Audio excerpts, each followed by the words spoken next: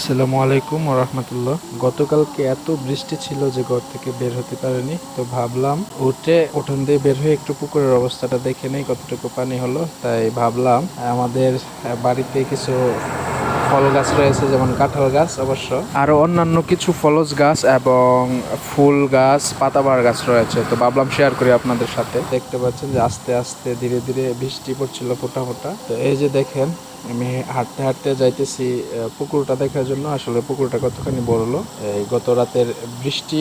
তো হাঁটতে হাঁটতে আস্তে আস্তে এদিকে চলে আসলাম। তো আমার বড় এখানে কাজ করছিল, কিচেন বানাচ্ছে এই পাশটাতে। তো আমি গাটলাতে চলে আসলাম, এসে দেখলাম পুকুরটাতে তেমন পানি বাড়েনি, অল্পই পানি বেড়েছে। আর আস্তে আস্তে ফুটি ফুটি বৃষ্টি হচ্ছিল, সেজন্য অবশ্য বের হওয়া।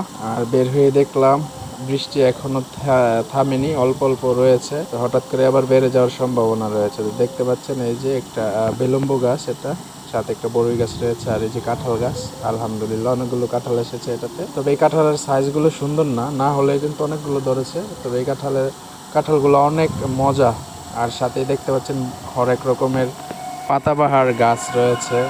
সামনে আরেকটা কাঁঠাল গাছ, এই কাঁঠাল গাছটাতে আবার অনেকগুলো এসেছে, আলহামদুলিল্লাহ অনেকগুলো ফল দিয়েছে। তো বাড়িতে এমন একটা অবস্থা, এমন কাদা হয়ে গেছে যে হাঁটার মতো কোনো পরিস্থিতি ছিল না। তো দেখতে পাচ্ছেন কাঁঠালগুলা মাশাআল্লাহ অনেকগুলো কাঁঠাল ধরেছে, আর একদম আগা পর্যন্ত ধরেছে। তো এই যে আমাদের একটা নারকেল গাছ রয়েছে, মাশাআল্লাহ অনেকগুলো নারকেলও কিন্তু আছে। বৃষ্টির দিনে অসাধারণ লাগছিল, তাই ভাবলাম ভিডিও করে আপনাদের সাথে শেয়ার করি। আর সামনে একটা ছোট্ট গাছ, সেই গাছটিতে টোটাল 4টি কাঁঠাল এসেছে, অনেক বড় বড় কাঁঠালগুলো।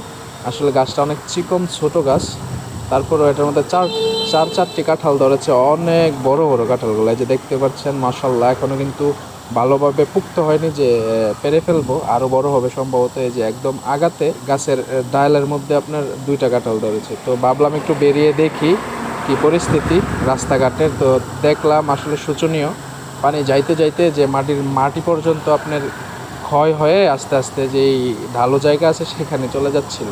তো একটু গ্যাপ দেওয়ার কারণে বৃষ্টি বের হওয়া।